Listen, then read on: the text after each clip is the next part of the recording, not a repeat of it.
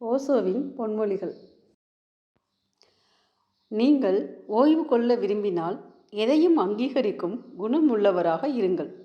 சிறிய விஷயங்கள் எல்லாம் உங்களுக்கு இடையூறாக இருக்கின்றன என்றால் உங்கள் கண்ணோட்டம் காரணமாகவே அப்படி அமைகிறது. நீ உனக்குள் அகத்தில் ஒரே ஒரு எண்ணத்தை கூட உருவாக்க முடியாது. எல்லா எண்ணங்களும் வெளியில் இருந்து வருபவை. உள்ளே எண்ணங்களை உருவாக்கும் சாத்தியமே இல்லை.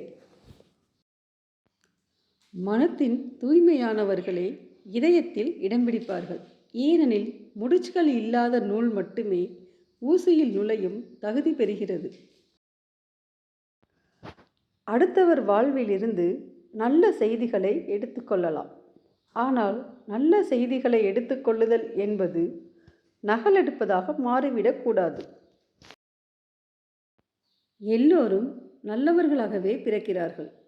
அந்த நல்ல தன்மை உனது இயற்கை. உனக்கு இயற்கையான வளர்ச்சியே தேவை. உன்னுள் திணிக்கப்படும் எதுவும் தேவையில்லை. உன்னில் மையம் கொள். உனக்குள் உள்ளிருக்கும் உன்னை நம்பு. மரணம் அனைத்தையும் கொண்டு செல்லப் போகிறது. பின் ஏன் கவலை கொள்கிறாய்? பயத்தை கொன்று போட முடியாது. அதற்கு எஜமானாகவும் முடியாது. அதை புரிந்து கொள்ள மட்டுமே முடியும். இங்கு புரிதல் என்பதுதான் முக்கியமான வார்த்தையாக உள்ளது. மேலும் புரிதல் மட்டுமே மாறுதலை கொண்டு வருகிறது. வேறு எதுவும் கொண்டு வராது. கூர்ந்து கவனிக்கும் ஒரு சாதாரண கலையை தெரிந்து கொண்ட மனிதனிடம் ஒரு பொன் சாவி உள்ளது. பிறகு அது கோபமோ ஆசையோ நளின உணர்வோ அல்லது காதலோ அல்லது காம உணர்வோ எதுவானாலும் பரவாயில்லை.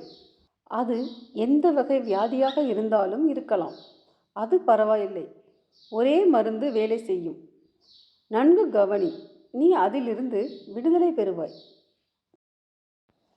புத்திசாலித்தனமற்றவன் எளிதில் புரிந்து கொள்ளப்படுகிறான். அவன் இந்த சமுதாயத்திற்கு மிகவும் பொருத்தி போகிறான். அவனை மதிப்பிட மதிப்பீடுகளையும் குணங்களையும் சமூகம் வைத்திருக்கிறது. ஆனால் ஒரு அறிவு ஜீவியை மதிப்பிட சமூகத்திற்கு பல வருடங்களாகும். பேரானந்தத்தை அனுபவிக்க அடிப்படை தேவை தைரியம்தானே தவிர வேறொன்றுமில்லை. தன்முனைப்பு ஆணவம் என்கிற பொய்யான ஒன்றை விட முடியாமல் பொய்யான ஒன்றை பற்றி கொண்டு இருக்கின்ற இந்த எளிய காரணத்தினால் துன்பப்படுபவன் எப்போதும் ஒரு கோழையாக இருக்கிறான். ஒரு குறிப்பிட்ட நோய் ஏற்படுவதற்கு காரணம் மனம்தான். சில குறிப்பிட்ட நோயிலிருந்து உன்னை காப்பாற்றுவதும் மனம்தான். உன் மனம்தான் உன்னுடைய உலகம். உன் மனம்தான் உன்னுடைய ஆரோக்கியம். உன் மனம்தான் உன்னுடைய உடல் நலக்குறைவு. இது ஒரு அரிதான விஷயம்.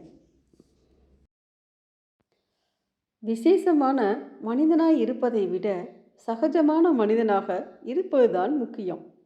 இயல்பான மனிதன்தான் மாமனிதன். எதிலும் அதிகமாக ஈடுபடாதீர்கள். ஆவலுடனும் எதிர்பார்த்தும் எந்த செயலையும் செய்யாதீர்கள். அதே சமயம் எதையும் துறக்கவும் முயற்சி செய்யாதீர்கள். எதிலும் ஓர் நிதானத்தை கடைபிடியுங்கள். வாழ்க்கையில் வலி ஏற்படுவது இயற்கை. ஆனால் சோகமாக இருக்கலாமா வேண்டாமா என்பது உங்கள் கையில். உங்களுக்கு தகுதியில்லாத எதுவும் உங்களுக்கு நிகழ்ந்து விடுவதில்லை. பக்குவப்பட்ட மனம் எப்போதும் நிறைகளை மட்டுமே பார்க்கும். ஒருபோதும் குறைகளை பெரிதுபடுத்தாது. ஒரு அந்நியரின் மரணத்தில் மனிதர்கள் அத்தனை துன்பப்படுவதில்லை. அவர்களுடைய நெருங்கிய நட்பாக உறவாக பிடித்தவர்களாக மரணித்தவர் இருக்கும்போது மிகுந்த துன்பமடைகின்றனர். துன்பம் மரணத்தால் அல்ல, அவரவர் பற்றினால் உறவினால் மட்டுமே.